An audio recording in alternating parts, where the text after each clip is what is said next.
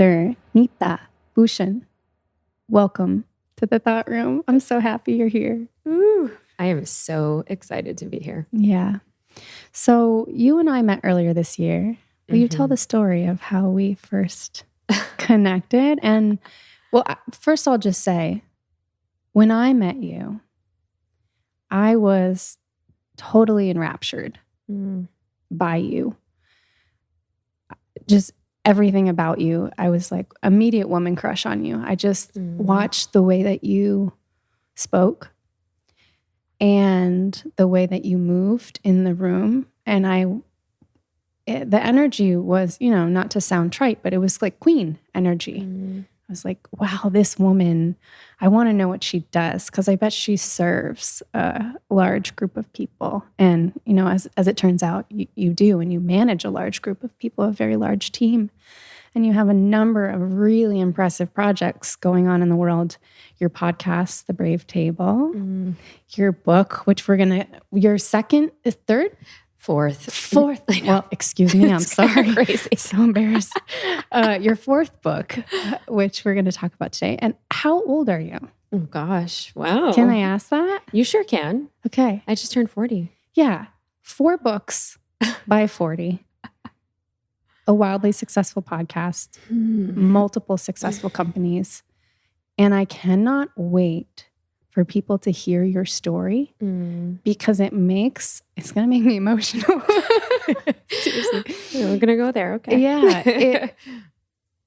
When I was reading the introduction of your book, I was like, this is it. Like, this is what initiated this woman into the messages that she's carrying and that she's serving with today. So I am absolutely humbled. And I felt that from the first moment that I met you. So it's been such a delight to have you in my life and to have our blossoming friendship and to have your support on my book journey. I'm so, so grateful for you. Yeah, well, I receive all of that because I feel like, we are simply mirrors. And I feel like because it was in a beautiful container of an event that we were at, and it was actually the first time in probably like 3 years, because, the motherhood journey and everything, I had 2 babies. And it was the first time in 3 years that I was like going into a psychedelic container of loving humans, supportive environment. And I showed up with, my husband, and we're like, oh my gosh, we're saying yes to this experience. Yes. And it felt so like you were that first person because there was 20 body workers / all different kinds of body workers healers from all over the world of all different modalities. And it was just a beautiful event and a beautiful container, but you were the first person that I think I gravitated to, and it was just your energy. And I feel like, but your energy was not only welcoming, not only soothing, and I didn't even know, we didn't even know each other. I think you asked me, you're like, so do you do massage? And I was like, no, but I'm so happy to work on you right now deeply and just move some of this energy. I had so much energy up in my head, and I was just, I had a little bit of anxiety as well because it was probably the first time, I had left my youngest. Yeah. And both of them, to have our own journey experience. And so there was like the guilt, and it was the mom guilt. Yes. And we can get into that. But I feel like there's the mom guilt, and then the connection that I really wanted to have with my husband at this beautiful container. Right. And so we're just like, yes. And then finally, when we, dropped into ceremony and medicine, I was able to like fully release and let go. And that's when I'm like, do you do? You're like, I need more of this in my life. Like, do you live here? Yeah. I was very complimented. But it's just a testament to who you are and how I was able to fully let go of any inhibitions fully right away. Like your essence was so magical, and it was liberating. And I feel like that's what you have people do. So thank you for having me here. It's my absolute pleasure. Yeah. I was so, so excited to receive your book and start reading through it. And actually that night that we met, I believe I already started to hear parts of your story, and it was really affirming that, I believe some of us, life serves up a very challenging curriculum that is like front loaded, right? So for these individuals, and I'm going to include myself in this, there's a great deal of adversity to overcome early on in life. And it is the training. And then what I mean by training is the training for what we're going to offer, how we're going to serve, what we're going to do next. When you're in the training, though, it feels like shit. Feels like shit. It sucks. No, it really sucks. It really sucks. And at least for myself, rehearsing over and over that, no, this is for the better. Like, this is growing me. It just felt like a lie to myself. Now I'm like, well, that was totally true. It was growing me, and I just couldn't widen my perspective enough yet to include all of that. But it is that breaking out of the chrysalis. So I think a wonderful place for us to start today would be with some of the things that kicked you off in this journey. Yeah. Well, and I do, before I actually even answer that, I do want to say that night, given our exchange and the energy that was flowing, I was like, I have to introduce you to my support person for this book. And I'm like, no, I'm not just saying that. That was such a beautiful moment for me. I really felt seen. It's super rare where I meet someone where we click that much and they say, cool, I like what you're doing. I like what you're about. Like, I'm gonna bring you along because I'm like that too. I'm like, what do you need right now? What is it? How can I amplify you? And when I saw that in you and the generatorness of you and the connectorness in you, I just really felt like I had met a kindred spirit. Likewise. Yeah. Likewise. So yeah, the things that kicked off my journey. Wow. A lot. Let's see. I think I want to start with probably the biggest suck that kind of sparked my whole trajectory of healing, because I thought I had done the work, right? I had thought I'd done the work on my grief and my loss. And so now then I get into this, picture perfect marriage. Right. And I feel like I'm living this dream. Do you actually feel that way? Or so I did feel it. I felt it for a little bit before I started to see red flags. How long before you start to notice things? I think that it began early on in our relationship, because I was together with this person for 5 years. But my patterning was, let's have overlapped relationships. Let's just keep this going. Because the way that I grew up, I was, Indian and Filipino. My parents were immigrants. They did the whole American dream.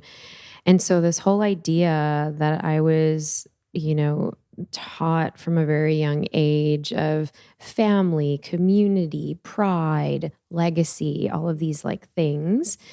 And then I get into this marriage, which, I fell in love. I was in dental school. I did all of these things. And then to see these red flags, and I'm like, oh, okay, I don't feel safe. Like what? When do you remember a moment when you're like, okay, I need to look at what's going on around me here? Yeah, the first time I got struck in the face. Yeah. The first time you got struck in the face. Yeah. Okay. It wasn't the last time. It would have been a while before the last time. Yeah. Wow. Can you bring me back there a little bit? Yeah. So, there were a lot of red flag signs, right? And I think that for somebody who my first chapter of my life was always, it was just, there was survival mode. There was chaos. And I'll get into that backstory in a little bit. Yeah. So I was kind of used to maybe a certain sense of chaos and survival, where maybe I was also used to the sense of a dysregulated nervous system because that's all I knew. Right. So I would then take it upon myself to say, okay, nope, it's my fault. It's my fault because I was so afraid of, oh no, this person's going to leave me. Right. Or I was so afraid of, I don't want to be alone, which is huge. And I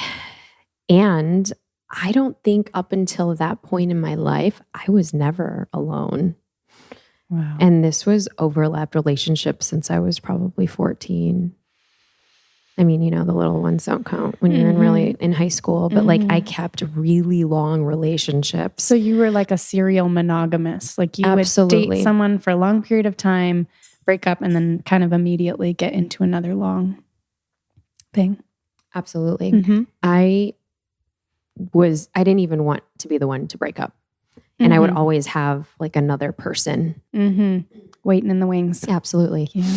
Yeah, that was my pattern for sure for a very, very long time. And so that was the first time. And then there were some public instances in front of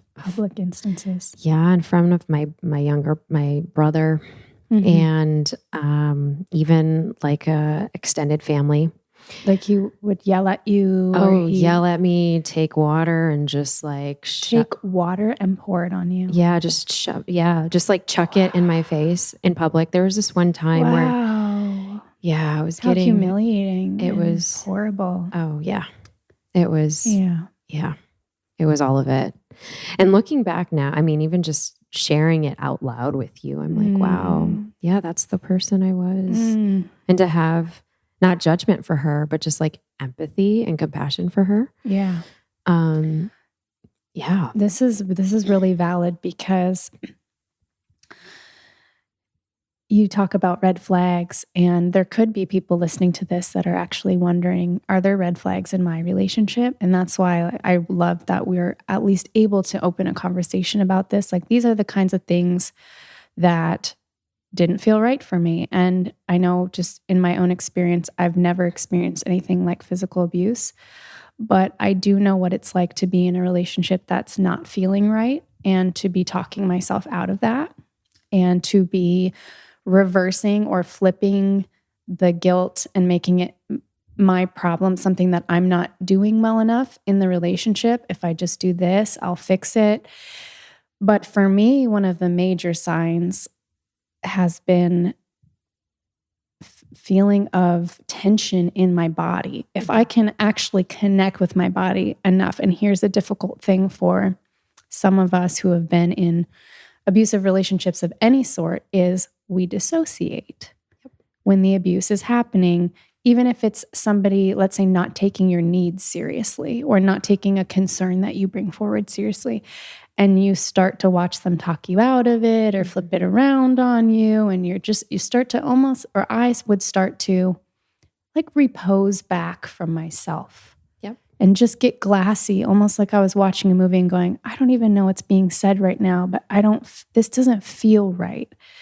And so with these particular people, when my phone would ring and it would light up and it was them, and I'm in partnership with this person, I would feel tense in my nervous system. Or when I knew they were coming and we're walking in the room, there was discomfort. And for a while, there was just this total disconnect between the intellectual story of I'm in a partnership and this is what's going on, with what was actually occurring in my nervous system and in my body. So I'm curious, anything else you can add to this conversation for those listening who might be experiencing something similar? Oh my gosh, absolutely. I think also the invalidation of feelings, that was a constant. I always felt like I was in the wrong because everything that I would share would definitely be turned around, and I would have felt gaslit. And even before gaslit was even so mainstream and contextual in terms of like everyone using that word, but it was you were made to feel less than. You were made to feel that everything was obviously your fault. I was the broken one. Right. And there's also this isolation of the isolation of friends. Oh, don't have your support system, or they don't really like you anyway. Or it was constantly a jab to make sure that I couldn't trust my friends, because it was a constant dagger of, it was stroking your wound of being alone. Because if your friends didn't really like you and you believed the story that was being given to you about that, then you really did need to, on a psychological level, stay. So Absolutely. It's all very artfully done. Artfully done. Can you give an example of being gaslit? Because most people listening to this, I think, will have heard the term and maybe know what it means, but there will be some who might be being gaslit that aren't even aware that somebody is overriding their expression of their needs. Yeah, a simple example of this would be, I would say, I don't feel safe around you. And that person would be like, oh, you're just making that up. That's, and just completely turn it around and just say, oh, you're just on your period, or you're just having a moment. Classic. Right? Blame everything on the moon. Get more creative, please. Yeah. My version of that is bringing forward a concern. I don't feel connected to you, and I'm afraid. Or I don't feel connected to you, and I like to. And then the response being something like, well, I feel connected. I'd be like, oh, well, then I guess it is me. Maybe. Really? You feel good? Everything's good? Everything's good in our relationship? Yeah, I feel totally fine. Well, it's like, oh, well, shit. And I now know that what I'm looking for in a partnership, when I say those words, is someone to say, oh, my darling, let me sit with you. What might help? How would you like to feel connected right now? What could we do? Would you like me to just sit with you? Do you want me to listen while you speak? Are you looking for solutions? What can I do? That. But it took a while to get there, let me tell you. So, and I think we don't know, right?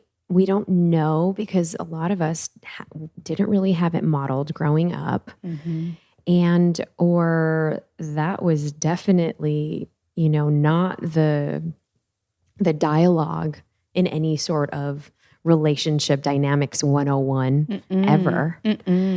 Right? To feel heard, to ask and actually state your desires and how you want to be treated in relationship. And have them received. Because here's the thing we tell ourselves, well, I can't really ask for that because that's going to be too much. Why? Because everybody else in my entire life up until this moment has told me it was too much, because that's what I was also magnetizing in order to really get this one, really get this lesson, really have to bring myself to the point of choosing a reality outside of the one that's been handed to me. I want to create it. Right? Absolutely. Yeah. And sometimes it takes the really painful, hard work to say no to that chosen, to the family that you were born into, or the path that you were on, to actually kind of start weaving a different thread altogether. Yeah. To carve your own path of light. Totally. So you find yourself in this abusive marriage.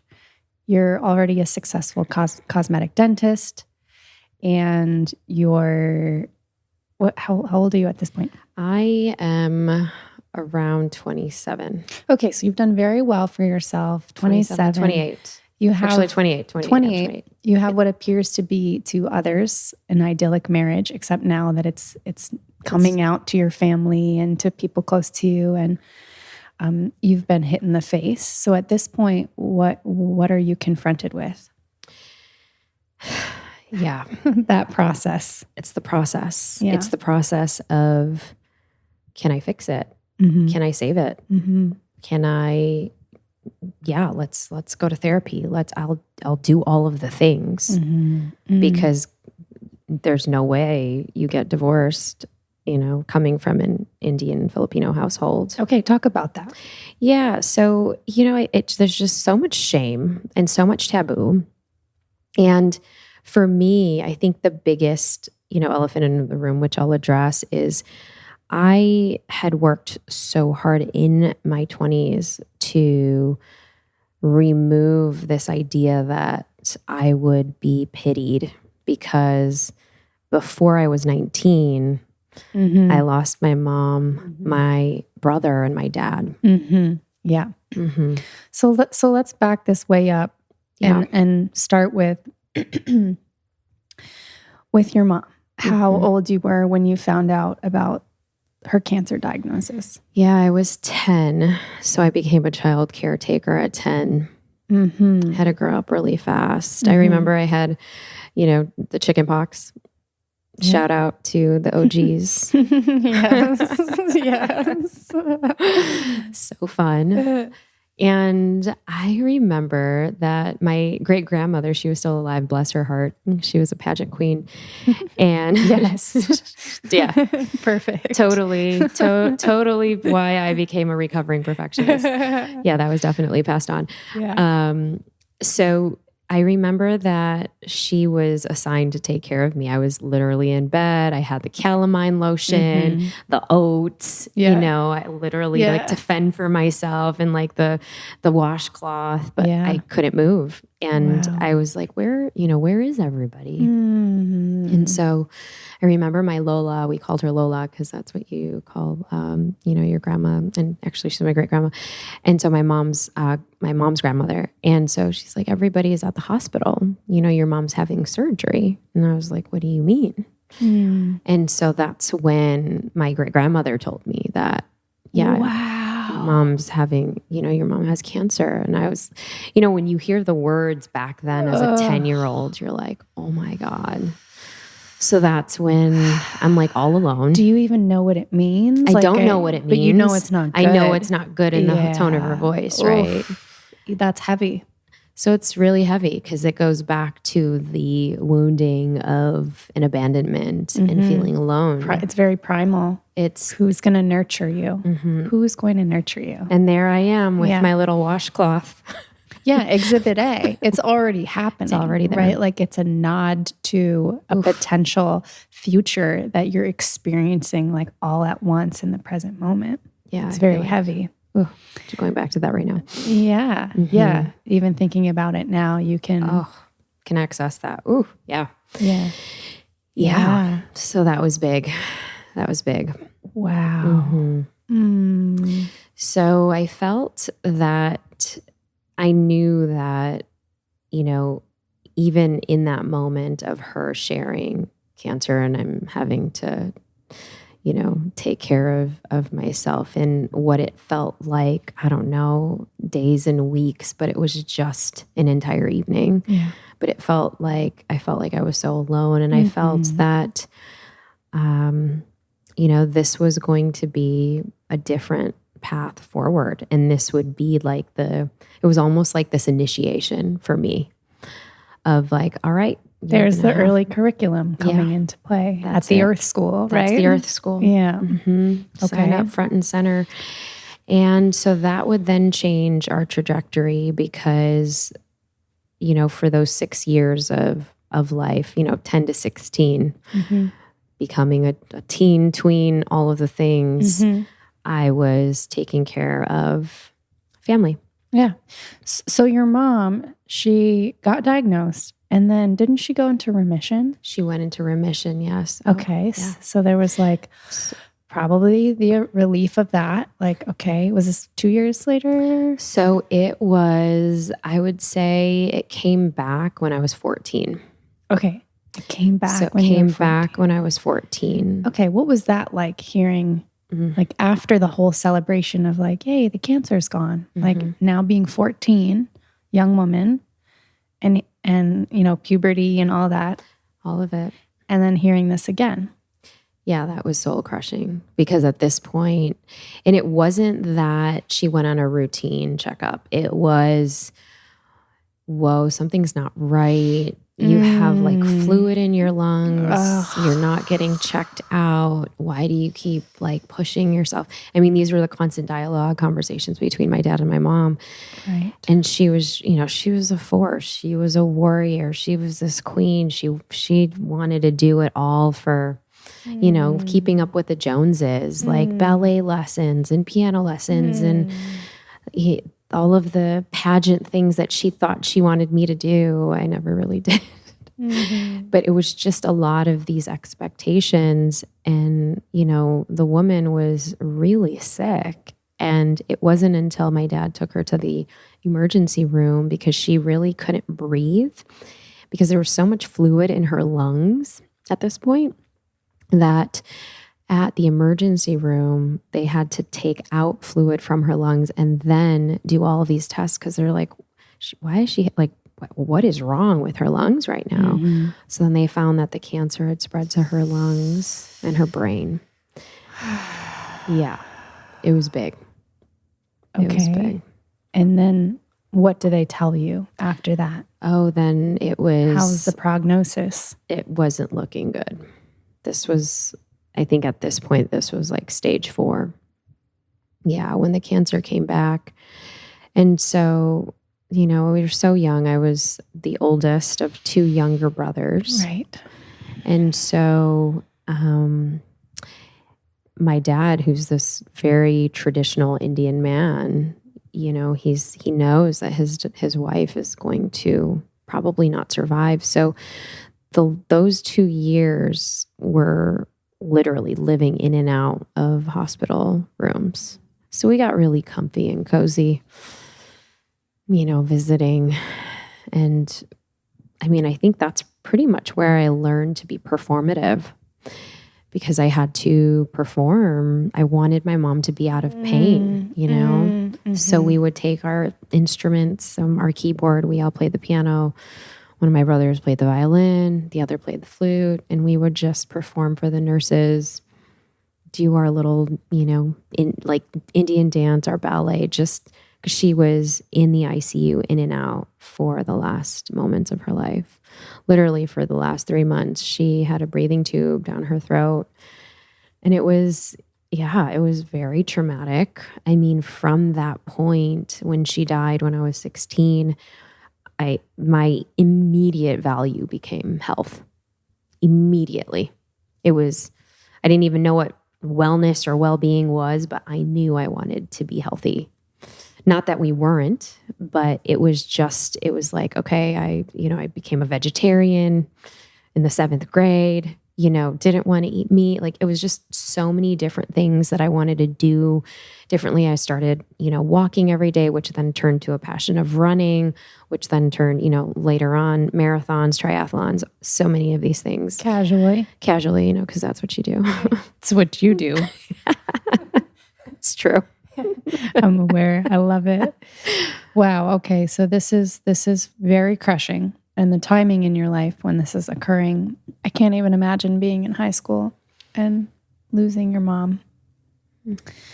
And then next, as you talked about a little bit already, your father from a traditional Indian family, he's now left to cope with this grief that he probably didn't have the tools to process and was not taught how to process trauma of that level. And much more than that is like the stigma and the perfectionism that I'm sure is carried in the lineage of like, pull it together. Let's like, I gotta be like good for the kids almost. Right. Or at least try. Oh, absolutely. I mean, he definitely went into varying degrees of depression for sure. I'm sure. And we had such a, you know, community is such a big thing. And he retreated a little bit because as an Indian man, you go places with your wife. He didn't have his wife around, and he usually was the one to bring people together. We usually Right. always had Right. family parties, people over, etc. Right. You know, now when people would come over, it's like, okay, I would have to make the chai, get food out, you know, That take was care. your job. Yeah, take care of Because everybody. you were the next woman. I was the woman. I was the only other woman in the house at this point. Wow, that had to be so challenging. It was hard because, and you said, you know, the other big thing, this idea of, you know, resiliency of what I was taught at that age. It was put it together, like, let's go.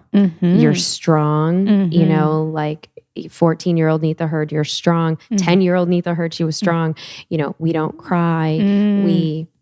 You're strong. Get through it. You get through it. You're still going to do well in school. Like, it was just, let's go. You have an agenda. Right. Let's go. Right. And so I didn't know how not to be strong. Wow. And I didn't know how to even process, how to even allow myself to cry. And so it was big. And then, you know, a year later we would have another big tragedy in our life. And 1 year. Just one year. Almost barely starting to inhale after what's occurred with your mom. Yeah. And then your brother, right? So my brother, he has this severe asthma attack, and he grew up with asthma. You know, he was really him and my mom were like besties. So they were very, very close. And I'm sure, you know, to process grief as a little kid, I don't think, I haven't done the research, but, you know, it's not well. Yeah. And my dad, he tried his best, right? We went into the therapy. You know, at that point, you're drawing photos, or my two brothers are drawing photos. They're writing letters, putting it in little, you know, like the bottles, and we lived on the lake, and you're kind of sending it in the water to her. So you're doing a lot of these things, but it's not gonna help process like the immense grief of like loss, especially at that age. And so my brother, we were supposed to meet for a homecoming game. I was a senior in high school. He was a sophomore. Okay. And we went to school across the street from each other. I was born and raised in Chicago, and we were supposed to meet that day. And shout out to Taco Bell, because there was a Taco Bell there. And we were supposed to meet, and there was a homecoming dance and all of the things. And I go to my friend's house to get ready, and we get a call.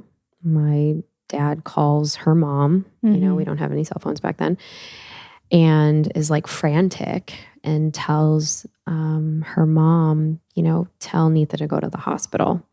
And when I hear this, you know, because you've kind of grown up with these panic-ridden phone calls in the middle of the night many times with my mom. And so then you get this panic-ridden phone call, and you're like, holy shit. Okay, nervous system is like out of whack. You're like breathing hard, but you try not to like, you don't want your friends to find out, because they don't really know. Right. But you're losing your shit. Did you have an idea of, did they say it was about your brother? They did say it was about my brother. They said, you know, he had an accident and you have to come to the hospital now. Oh no. And so I don't really remember. I don't think they told my dad. Actually, no, they didn't tell my dad, but they said that, you know, the ambulance took him to the hospital. You have to get there. But what happened was they tried to revive him 3 times in the ambulance, and apparently his lungs collapsed over his heart.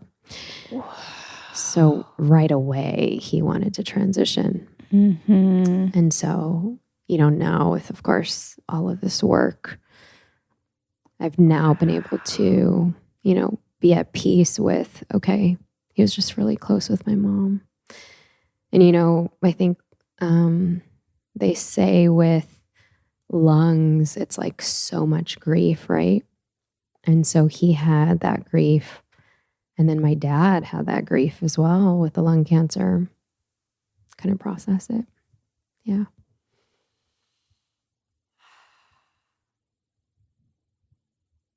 I can't even imagine what this amount of pain was like and where you put it. It's really intense and beautiful. So intense. I mean, I'm super moved right now, just and honored that you're sharing something so tender with all of us. So, such a shock to lose somebody that young in that manner. Yeah. Like, what do you mean asthma attack, lungs collapsed? Right. Like, he wasn't an athlete. like- he played chess. Yeah. But seriously, it's like, how does that happen? And I love the way that you've been able to integrate it for yourself and this soul connection that he had with that he has with your mother, because it's beyond time, obviously. Yeah. And interesting that your mom had the fluid in her lungs and it had spread to her lungs, and then your brother had the lungs, and then as we're getting to the part in the story, your father has this deep depression, and then he also, I mean, how does this happen, right? It's crazy, right? 3 people in one family with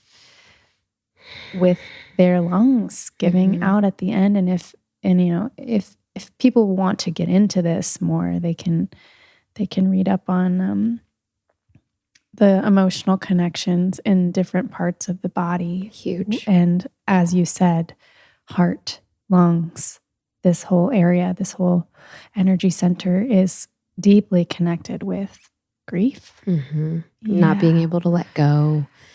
Not being able to let go. Or even process. Yeah. Really. Or feel, or really being afraid to feel the depth of your feelings. Yeah. Because they look intimidating. So we spiritually bypass ourselves or whatever. We pull up the bootstraps. We tell ourselves, I am strong, which we are.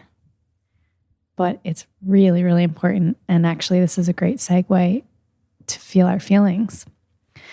So I'd love to know a little bit about your journey of feeling your feelings.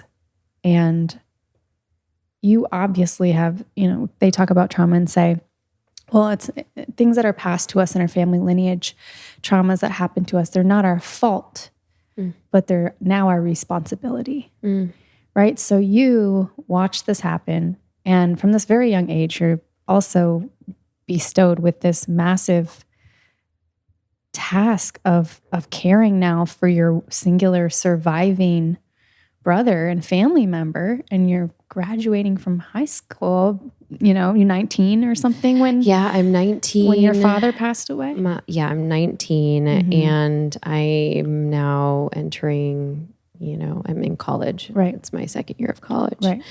at this point. And so you're kind of like, oh, okay, here we are. You probably didn't feel your feelings at first. You probably, I'm willing to bet, threw yourself into a lot of work because you had to. I was at that point in my life, I was angry. I was angry. And, I was angry at the doctors. I was just angry. And I feel like, there are certain emotions, that of course, that sometimes we're okay with. Some people are okay with anger. Some people are not okay. Some people who aren't okay with anger, maybe they're okay with feeling the sadness, and maybe we get stuck in the sadness, or maybe we get stuck in the, self-sabotage of why something that doesn't work, or maybe we get stuck in the anger. And and usually there's like one or the other, right? If you're good with anger, you're not good with sadness. If you're good with sadness, you're not really good with anger. This is so true. Which one are you? Well, I was not okay with anger for the longest time, and actually to hold other people's anger, as we'll see in my story, 10 years later, because I wasn't even able to process that, to be fully embodied and angry and viscerally, just rageful. So at that point, I was, that was in the grief journey. Of course, there's the 5 stages of grief or something like that. And so there was the anger, and I was in that for a while, and I had responsibility. I had to figure out, okay, where's my brother going to live? What are we going to, like, I had real life stuff. Oh my gosh. Yeah, what are we going to do with this house that I grew up in? And what are we going to do? How am I going to pay for college? How is he going to pay for anything? Yeah. Right. So it was like really big adult decisions that I had to say yes to that whole journey, while also wanting to have somewhat of a normal life, even though it was far from normal at this point, because I was at this point working 3 jobs just to kind of stay afloat with, I wanted to make sure my brother was also taken care of. And mind you, it was not just me. I had a whole extended family who really stepped in and took care of us. But, it's not the same at all when you have your core family, right? I'm so blessed and so thankful that, of course, my grandmother's chipped in. My aunt, my bua, I kind of talk about her. It's my dad's sister. She was the constant in our life.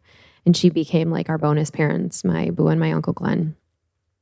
And so without them, I call them the matriarchs in my family, because 2 of my aunts did not have any children, funny enough. Wow. They never did. My bua could never have children.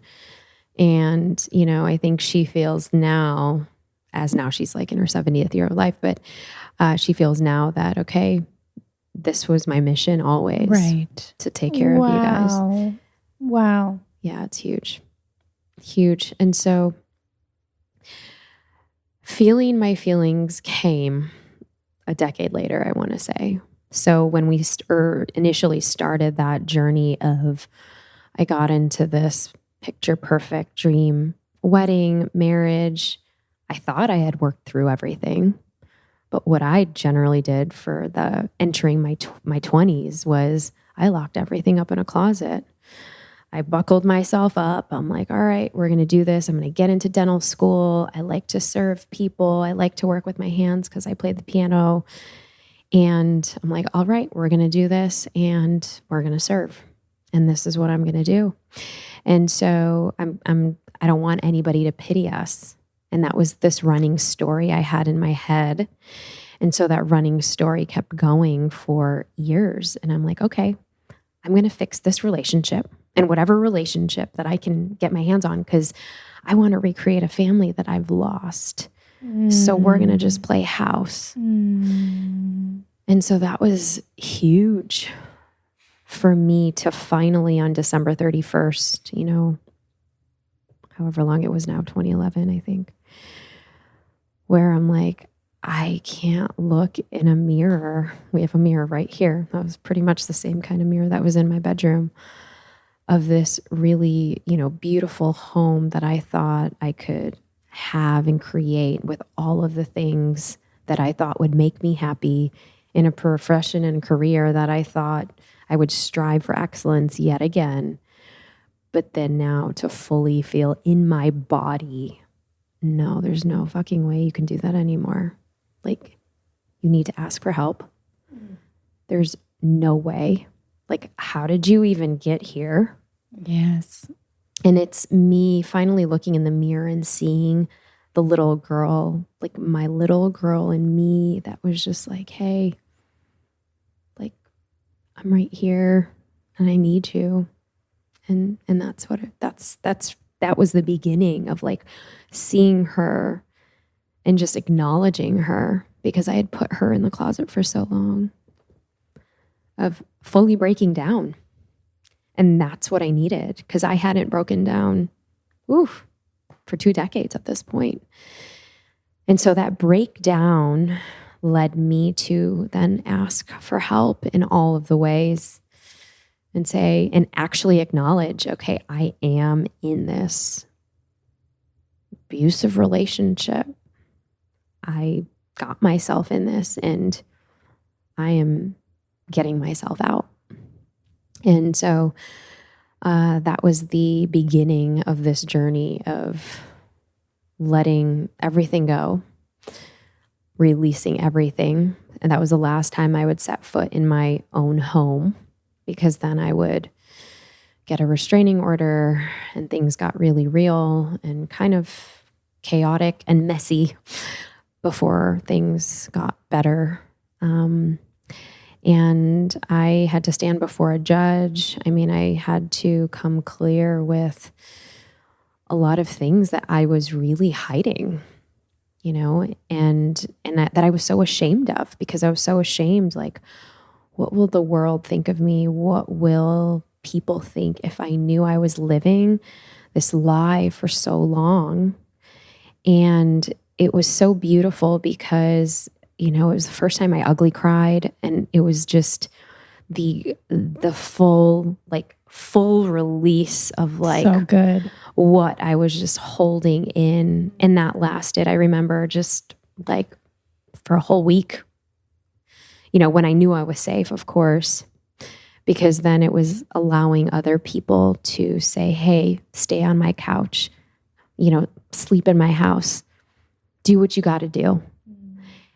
And, you know, my brother also saying, tell the family. Like, I didn't tell on any of my aunts because I was so, you know, ashamed of like, what would they say, or what would that relationship be? I didn't know what things were so uncertain, and I had to be okay with that uncertainty. And so I knew then, once I said yes to that little girl looking in the mirror, I was like, okay, we're going to ride this journey. I don't know where it's going to go. But I had also come clear to so many people, which meant also the people that worked for me at the time. I had this big dental practice that I wasn't showing up fully. I wasn't being super authentic. I was trying to be this person I wasn't.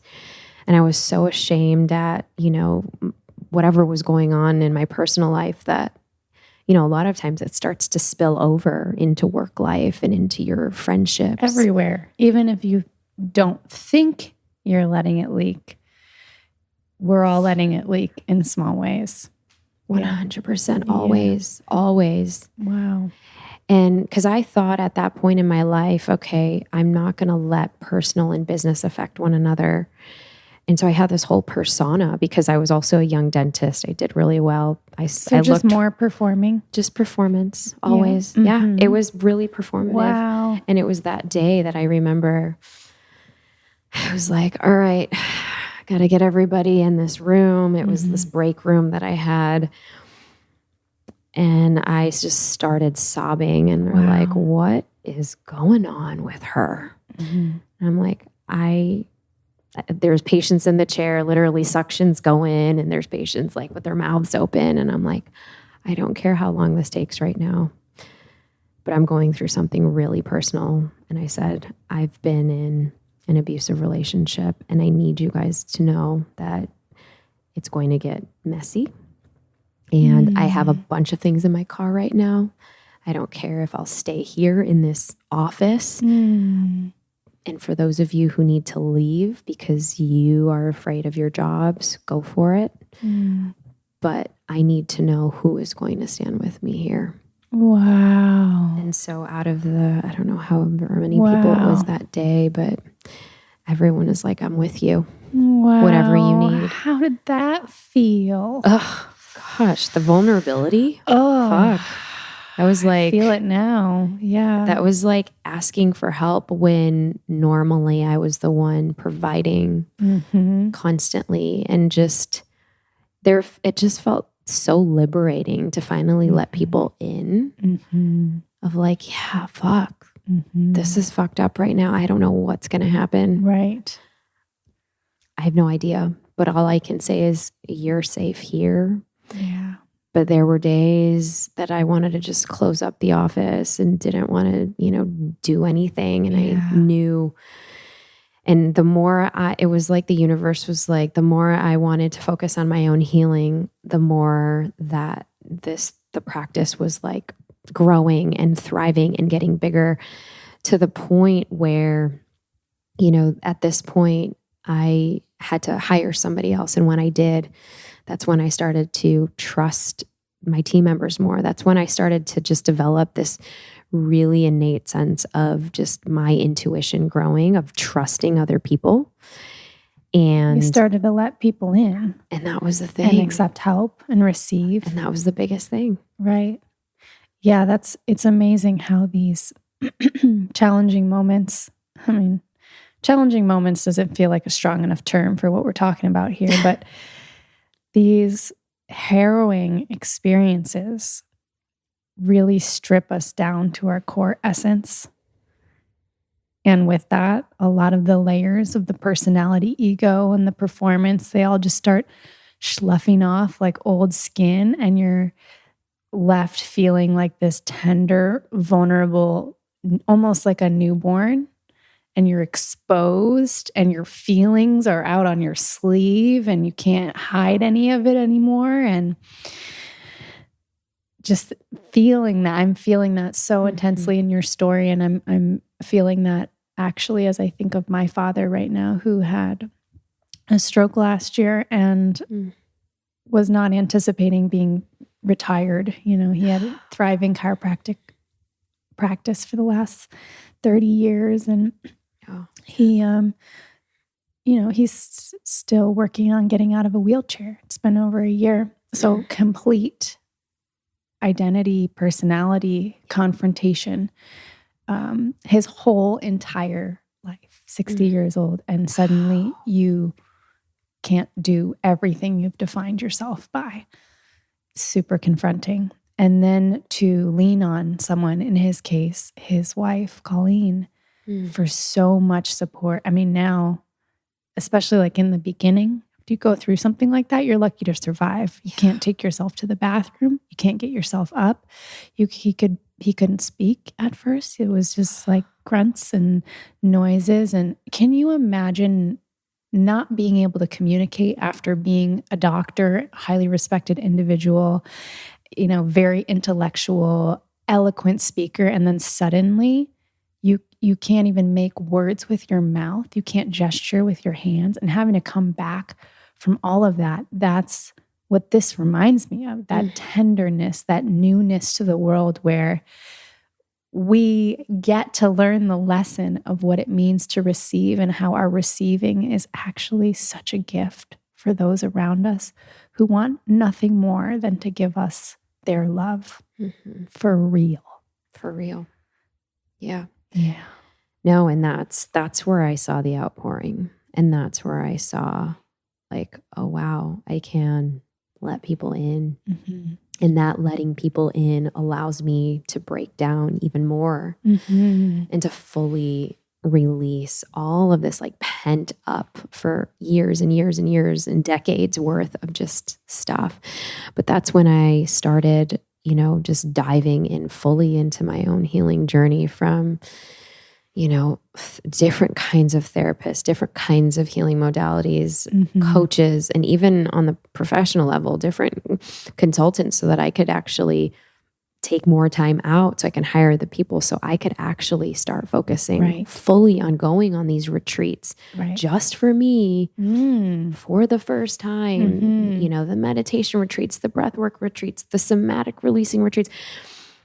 And it was just like, saying yes to so many things. And because I also was in this, as you said, this new space of fully being exposed, where I now have to recreate like a whole new friend circle. Right. Yeah. That is supportive of this journey. And that took the years that it did. And it was saying fully yes to different experiences, from improv to psychedelics and to Burning Man, and to, a huge, a big, conference that would be then a really big part of my life, because that's where I would meet my, now husband. at, and a whole community of amazing humans.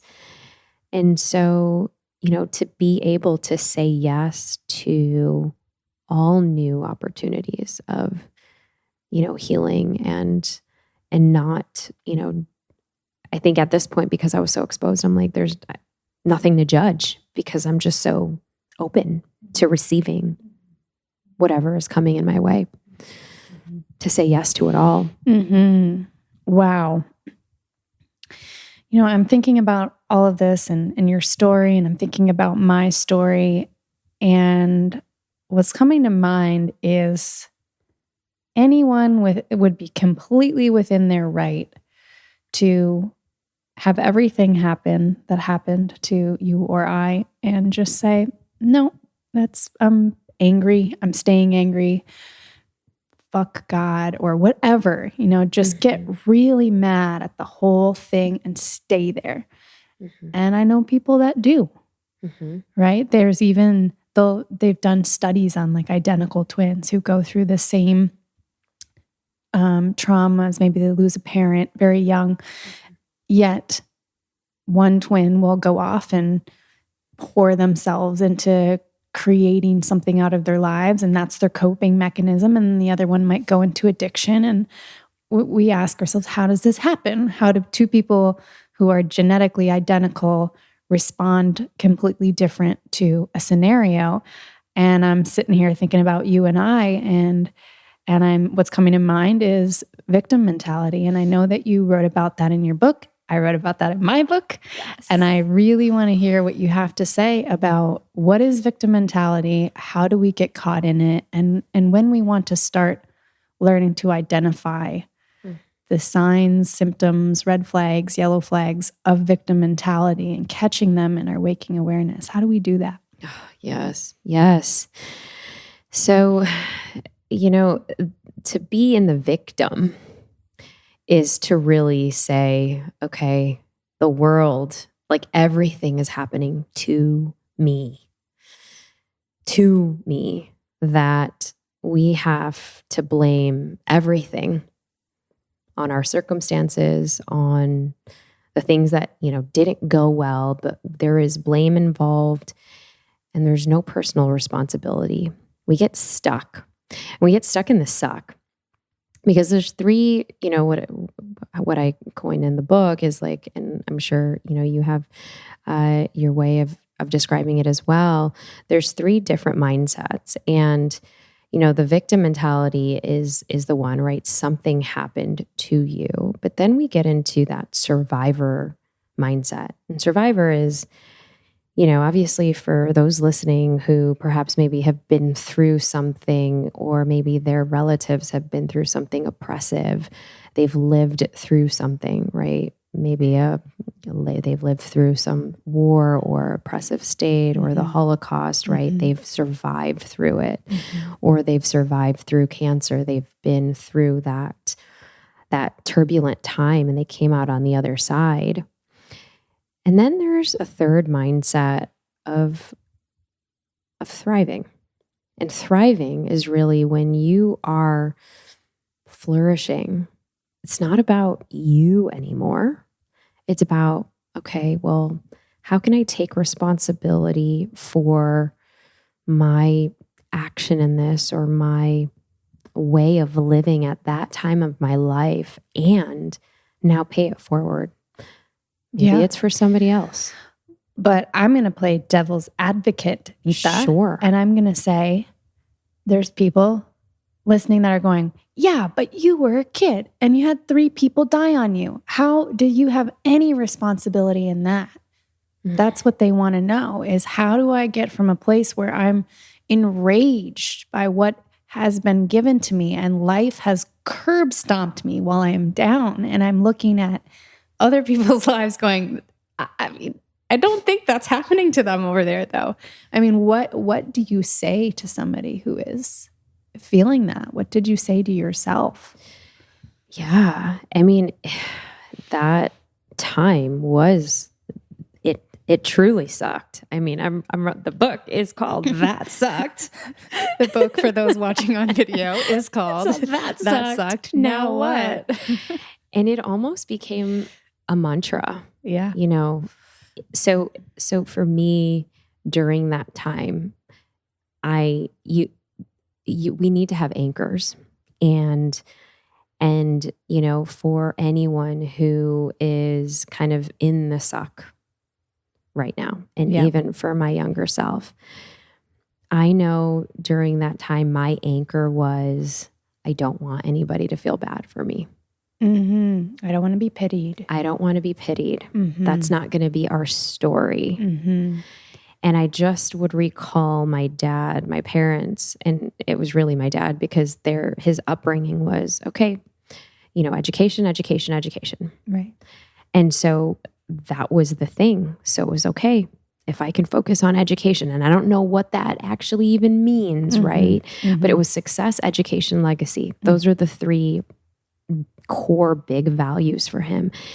And that's really what I kept playing in my mind, which then became a coping mechanism. Right. And fine now, you know, 20 years later or 15 years later, I can say, wow, that was an intense coping mechanism because it led to overachievement, overdoing, not stopping, you know, until people pleasing, not saying yes to yourself, putting yourself last, martyr syndrome, trying to fix people and broken relationships and not standing up for yourself and keeping, you know, dimming your light in front of others. Like all of these things around the lens of this coping mechanism to overachieve, overdo, and prove my worth so that I could be at this table because I didn't value myself, or I didn't even know what that looked like at 14, 16, 19. Of course.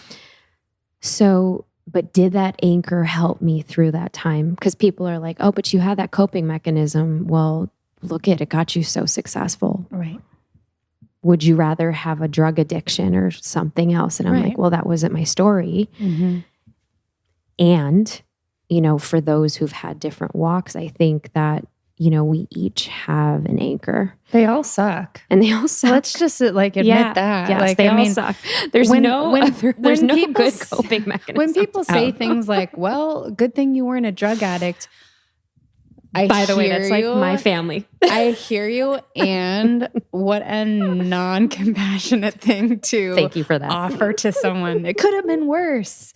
What are all the things that people say, right? When you go through a sucky moment. It's true. It's true. At least it didn't happen to you in this way. Yeah. It could have been worse. You're going to be so much stronger for it. All these things that sound really nice in theory, but completely ignore the person who's standing raw and broken open by life in front of you, not even sure how to pick the pieces back up. It's not the thing that I wanted to hear anyway in those moments. Yeah. What do people want to hear in those moments? What can we say to each other when somebody that we love goes through something of this magnitude? Yeah. Like, I am here for you. Yeah. I'm here.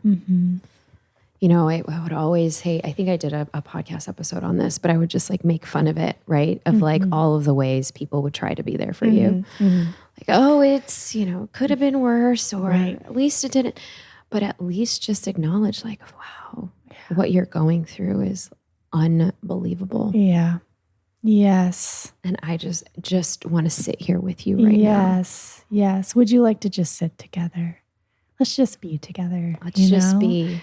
Totally. Or like, and fully acknowledge, because I think and I don't know if this happened with you, but like some folks would just not even acknowledge it at all and pretend like everything's okay.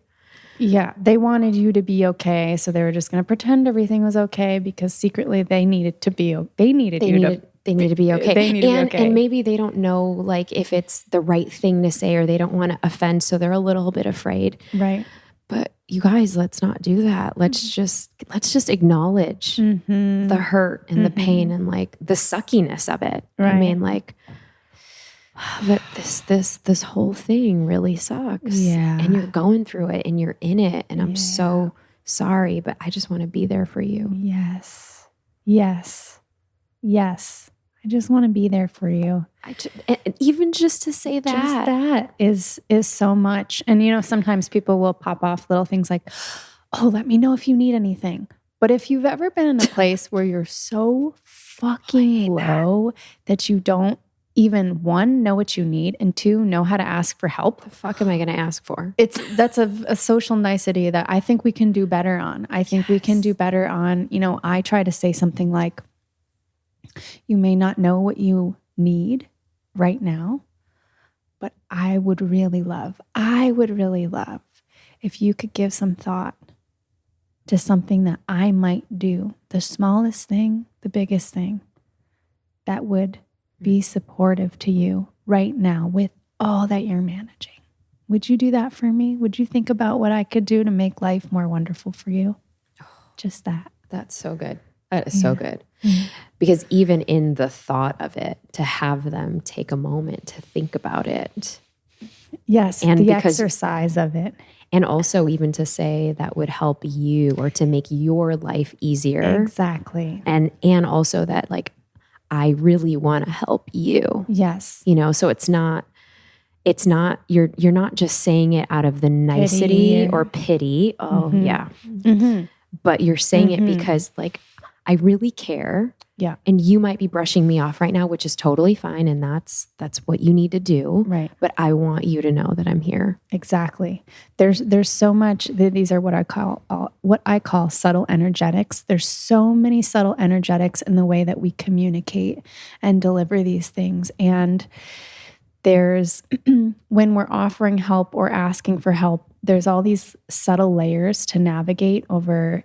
Okay, another person's guilt over receiving. You might feel that. You might try to pay for lunch and have someone be like, no, I got this. And I talk a lot about genuine giving versus disingenuous giving. And when we give in performative ways, and how a lot of people don't even want to receive because they're worried that the other person is giving disingenuously. So I'm going to protect them. And we just get all kinds of distortions. Yeah. And what I've done in that area is just start practicing the truth as much as I know it in the moment. And, you know, if someone offers to pay for lunch for me and they really were not offering genuinely with me, they're probably going to get a lesson in like, oh shit, she took that, you know, like, because I'll be like, thank you so much. And I'll really receive it.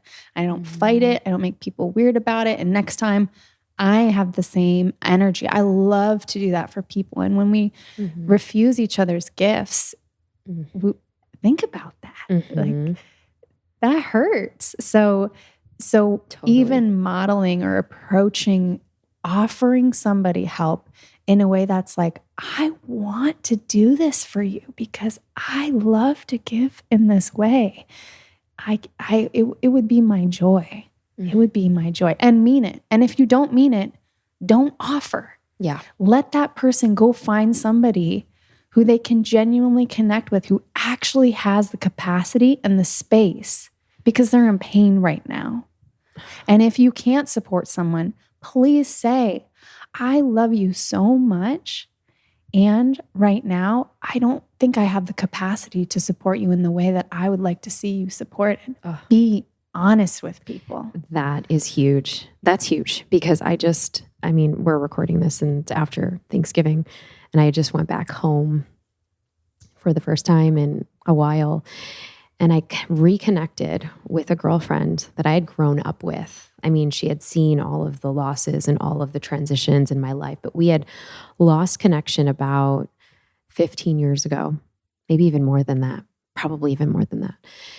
But we rekindled and we saw each other. And she said, Neeta, I'm so sorry for not being in your life during those times when you actually needed me. But the me in my 20s could not have ever supported you in the way that you needed to be supported.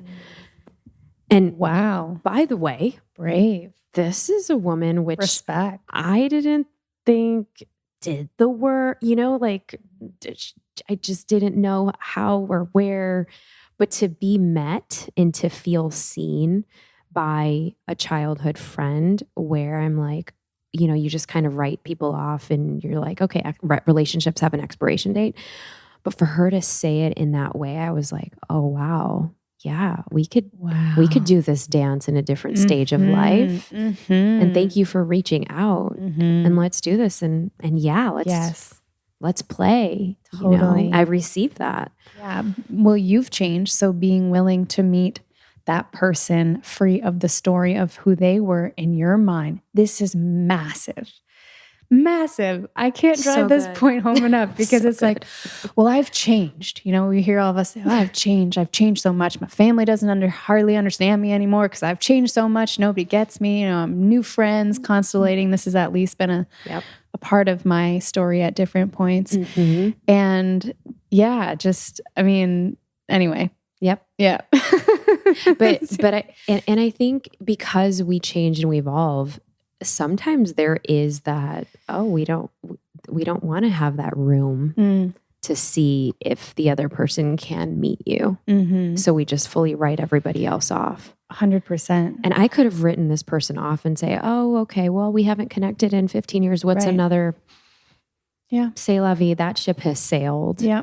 And something in me was like, actually, no, I'm going to say yes. And I'm so glad that I did, because there's a whole different perspective and realizing that, okay, fine, doing the work, not doing the work, but for her to meet me in that way and to even share what she shared was so powerful. So powerful. I had an experience this year that you're reminding me of reconnecting with a friend that we had grown apart last year. And then part of my story this year was a confusing and painful breakup that started the year. And so I didn't really have much friendship, although I was starting to blossom a friendship with my best friend Danny now. And thank gosh for her support, because she really pulled me through what I've never seen this much capacity, let's say, for just to hold and to wield emotion as I have in this friend. And but I had the falling out with a friend the year before, and there was so much going on in my life with my relationship and my dad having a stroke.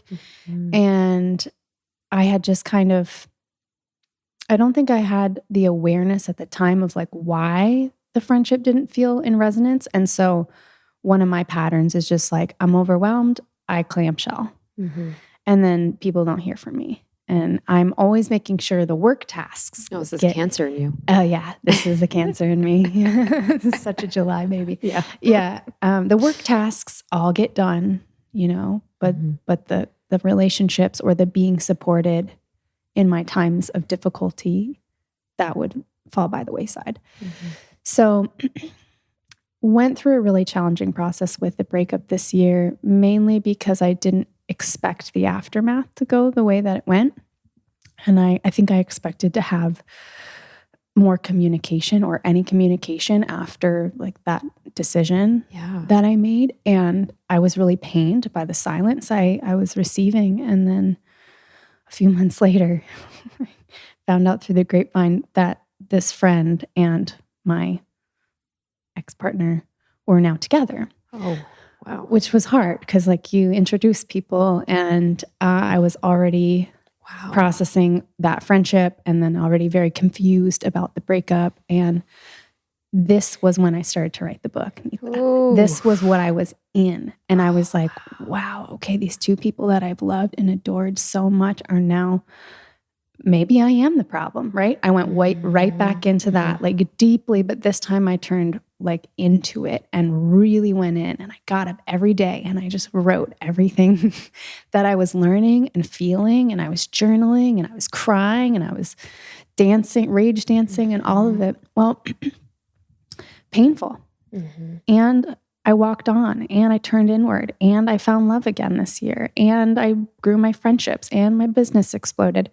And it was still hard because I was trying to find a way to not just say I was happy, but like be genuinely happy in my being for all beings. And it was challenging at first in this situation. Well, like 2 weeks ago, she actually reached out to me. this friend, and this is such a brave, bold move. And it reminded me of your friend. And she basically was like, the relationship didn't work out. And I don't even know where to start, but like, I'm here to have this conversation with you now, which is so brave, knowing she didn't know where I was at with it. Like, no idea, right? Can you imagine knowing that we've had no conversation about it or anything, but she knows that I know, and I've been, it's an 8 or 9 months, and it was just out of the blue. Because you never confronted her in the beginning. No. I mean, we hadn't been speaking, and it really just didn't seem like, it seemed like whatever they were exploring, they really wanted it separate from me. Yeah. And I wasn't really sure what they thought of what I felt, but, I wanted to be happy, and I felt really sad because I felt so excluded from the process. And it was hard, Neeta, because even around in the Austin community is like so small, and I was just, people were being weird, and I just would walk into things and I could tell when someone had either talked to them or was like that pity thing. Yep. Like, how are you doing? Or even worse, not how are you doing, but like thinking, how do I act normal in this conversation with someone that I know things about? Yep. You know that feeling? Oh, yes. So it was really, really hard. It was so challenging, and it was worth every second. And the relief that I got to feel, and the feelings that I'm experiencing now, reconnecting with this friend and being able to genuinely receive her. She was just like, I don't understand even why it's so easy for you to forgive this situation. And I was like, it's because I used it. Like I took it. I didn't blame them. I wanted to learn, and I promised myself no matter what, I was going to be happy. Yeah. So that was the commitment to yourself. That was the commitment. And that's the commitment to, even that thriving, that mindset that, we were just talking about. We can be committed to the victim mindset, or we can know when the victim mindset is coming up. Because when I wrote the book, it's okay, that sucked is one phrase, but then now what is the other phrase? Right. And that sucked, now what is not a testament to let's spiritually bypass and let's just use this as like a phrase and an anchor to get out of the suck. It can be used when you actually need it, yes. But that sucked is to honor, okay, the victimhood in that statement, and even to acknowledge how big that situation or that setback was. And then now what is not just the victor or the victorious moment in the thriving mindset that you're like, you're over it. Yeah. Or, all right, hero's journey, let's go. But it's that space in between of the vulnerability, of the, oh, okay, yeah, that really sucked. That's where you meet yourself in the mirror, like you did. And that's where I met myself in the pages of my journal, where at first I felt completely like a victim, and I was aware of it. And I was like, this is not fair. I feel massively double betrayed. All of the things, like I'm, socially feeling like, okay, this is now going to affect like just everything, friendships, okay, podcasting, whatever. Everything. It was just so irritating at first. And then I had people saying, well, getting to that place in your heart where you're happy for them. And I was like, that's nice. I'm not there. It's nice to strive for. But here's where I think a lot of people will spiritually bypass, where it's like, I'm sitting in full lotus being like, I'm so happy for them. I'm so happy for them. That just wasn't true at first. I mean, it did eventually become true, but the process of it was what was important. So I'm sitting with myself and I'm going, I really want to be happy for them. And then I was like, I don't feel happy for them yet.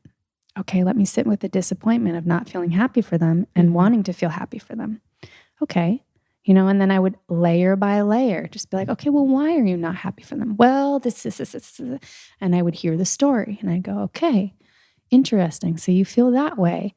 And I would just start to ask myself little questions like I do in an interview. And I would just start to, like you said, be with the person who was going through what they were going through and say, let me just sit with you and give it tons and tons of space. So that's the being with the suck. Being with the suck. It's being with the suck and having that dance with the suck. And many times, you'll have these conflicting emotions. It's okay to feel excited yet reserved having this conversation with this girlfriend again that's coming into your life. It's okay to be cautious. Yeah, absolutely. Yet curious also at the same time. Yeah. And all of those feelings can exist. They can coexist. Yes. And together. we got to share those with each other the other day in a text, just, hey, this is really vulnerable. And we're meeting each other anew. Like we said, wiping that story of what we were before. Doesn't mean we throw our discernment out the window. Right. But we have an intention that's shared. We know that even sometimes when we have intentions, things don't work out the way that we like. I admitted to her, I was feeling, I really want to get it right with you this time, and I could feel myself having that desire and maybe even that pressure on myself. Sure. And what I realize is all I can do is come to you now with the tools that I have and be truthful. And just because we've been through this does not mean our trust might not be confronted again. Yeah. But here we are willing to have the conversations and turn inward together. And that's embracing the suck. That's flying forward, as you say. Yes. In your book. And part 2 of the book, it is the fly forward. Yeah. It really is.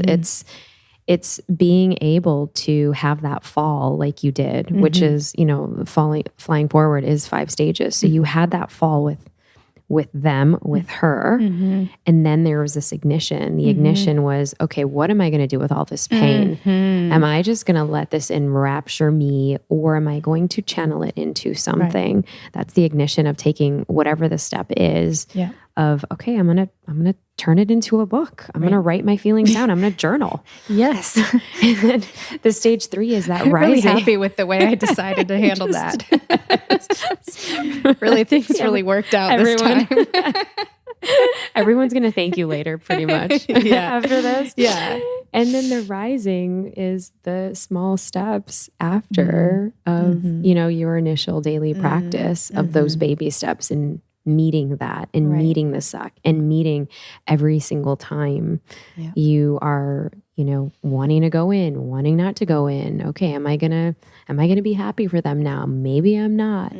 But then we get into the magnify, and the magnify is like, all right, I'm happy for them. I'm good. I'm in a good spot because then it's no longer about you. It's about this alchemy of whatever you're shifting everything into. Right. And of course, into the form of a book or that you get to chat it up with people every week on the podcast. Right. Yeah. When you get into thriving. Thriving. Okay. And that's when we get into thriving. Yeah. The final part of flying forward. Right. Which is when you are flourishing, when you know that, all right, there's some sucky moments that are still going to happen. What's going to happen if you do see them out or you see your ex out? Oh, it happened. Okay, well, there you go. There you go. Yeah. And how was that? It was very, very challenging. I ran into them 4 times in under 2 weeks. And I just, like, in the craziest ways, like, walked into the Barton Springs and they were there, and ran into him at a restaurant, ran into her at an ecstatic dance. And Austin's really small. And then, like, driving down a main street, I looked at a red light and I was like, this is getting comical. Like, I was just, it was being confronted with every day. I was like, wow, I'm really good at manifesting. And also maybe I need to, like, be more conscious of how I'm directing my thoughts right now. Cause for a while it was, like you said, it was not easy. I was actually witnessing that I was in a little bit of not a little bit, I was in an anxious cycle. I was conscious that the majority of my waking thoughts in the beginning, I have no problem admitting this, were about them. It was very distracting. It was very hard to do anything else because there was so much visceral emotion inside my physical body that wanted to be processed and moved. And I'm sure anybody who's gone through something like this or similar, or really tough divorce or breakup or custody battle, anything like that, you know how much of your awareness and your life force energy that these things can hijack. And it is when we get to this thriving stage that you're talking about, when we can actually reap the reward of the challenge. It's this major reframe. And sometimes it happens really slowly, as it did for me. And sometimes it's a little epiphany moment. Right. But suddenly things start to click and the relief comes in. And you realize that you've been tending all of these beautiful crops all year, and now you get to harvest these fat, juicy pumpkins of your life, you know, and wow, that's a reward, but it doesn't come right away. It does not come so right away. Hang in there, folks. You're gonna be okay. You're gonna be okay. It is going to suck, and it's going to be beautiful at the same time. Yeah. But were you able to experience certain moments of joy, even during the sadness? I was, because, you know, at first I doubted if my decision was a correct decision to leave that relationship. And again, when you're deeply enmeshed in something, it can, and then there's was like a really jarring separation in my case, even though I initiated the uncoupling, I didn't expect like that kind of the abandonment I experienced from having silence on the other side. But the affirmation came in the quiet moments with myself, when I would make a little inside joke with myself in my head. And I was like, oh, buddy, did you just laugh? Like, that's awesome. And then a song that I liked would come on, and I'd feel myself wiggling a little bit in the kitchen. I was like, wow, this is real. Like, I'm smiling again. It's not all the time, but you know, I'm willing and I'm opening and I'm seeing my heart open up. I'm willing to have conversations. I'm cooking myself nourishing meals, and I felt myself coming home to myself. So yes.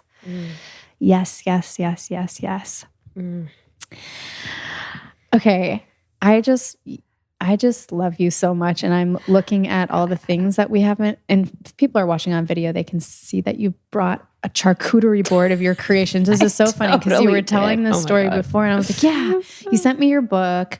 And so I had that out, and then you're like, oh, look what else I have. And I was like, this isn't so Neeta. She's just, so then you whip out this accompanying workbook, which is so beautiful and so cool. And then you're like, oh yeah, and I made 2 card decks. There's a deck of that sucked now one what wasn't enough, right? Conversation cards, and then that sucked now what affirmation cards. I'm like, of course there is. So yeah, just talk about all these things. And I know that people are really going to want to know if they need to know now what part of that sucked.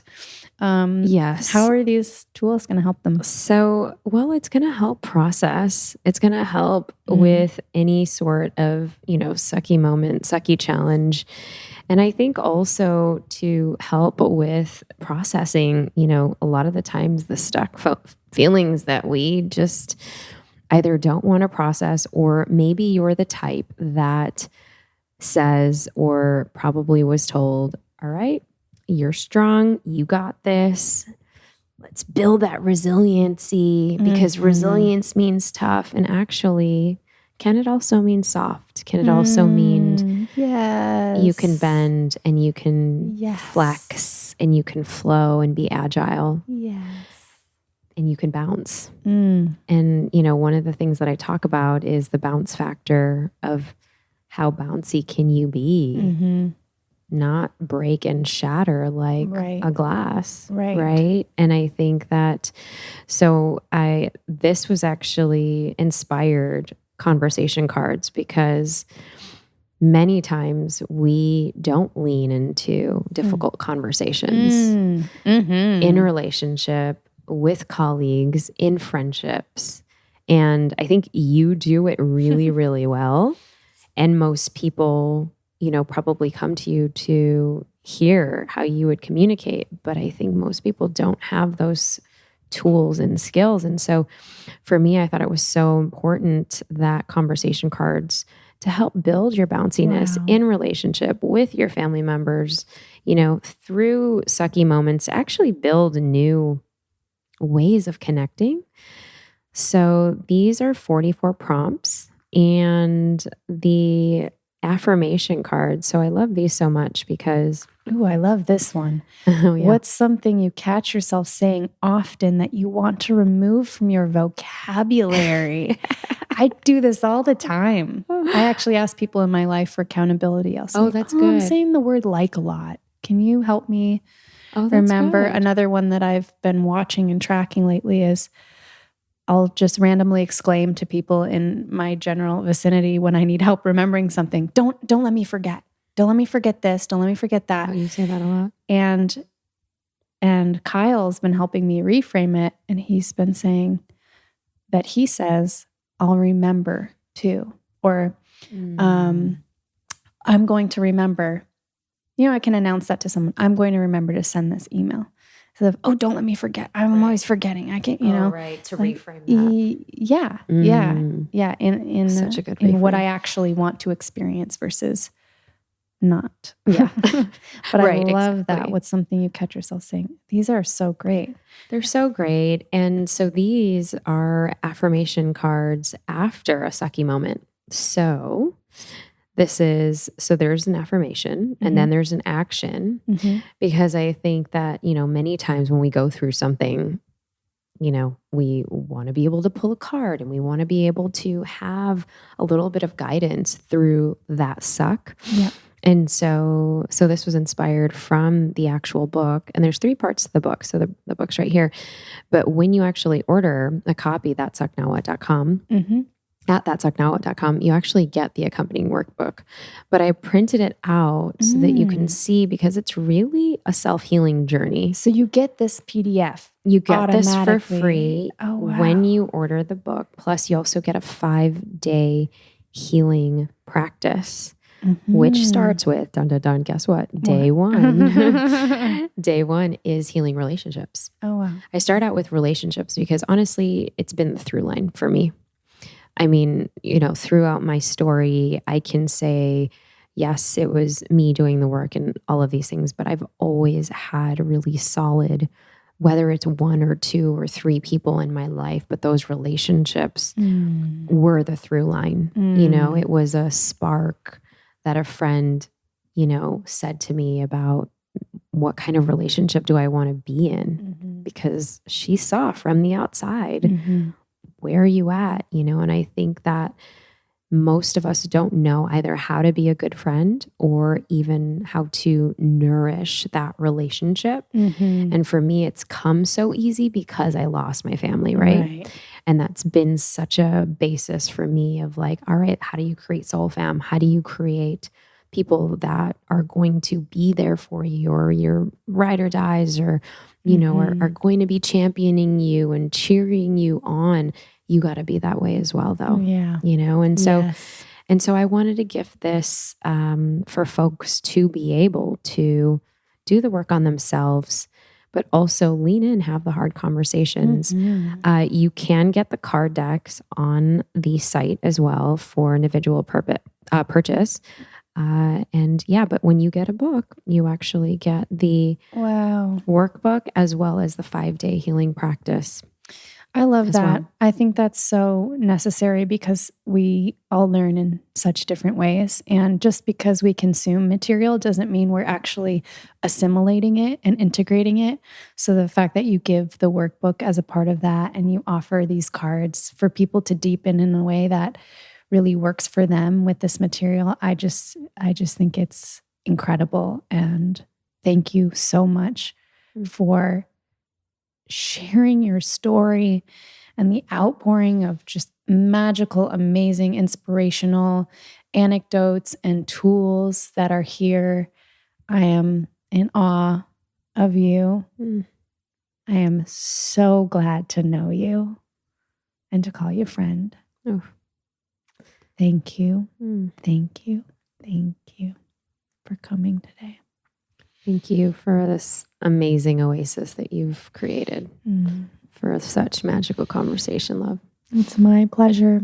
And so finally, I want to let people know once again where they can buy the book, where they can find you, maybe Instagram, your website, if they should want to connect or get you to speak somewhere, etc. All the fun things. Yeah. So That Sucked, SUCKED. That sucked. Now what.com is where you get all the things. Thanks for spelling sucked. Somebody the other day wrote, "That sucks." Oh, well, that's that's true. valid, right? Yeah, that's valid. So I'm like, all right, I'll spell it now. So that sucked. Yeah. Now what.com. Past tense. Yes. Past tense, yes. The sucking is over. Please. Yeah, it doesn't suck right now. So yeah. And then Neeta Bhushan on IG is kind of where I read all of the comments and all of the things. Great. Yes. Beautiful. Thanks again. I love this conversation so much. Me too. It's very special to me.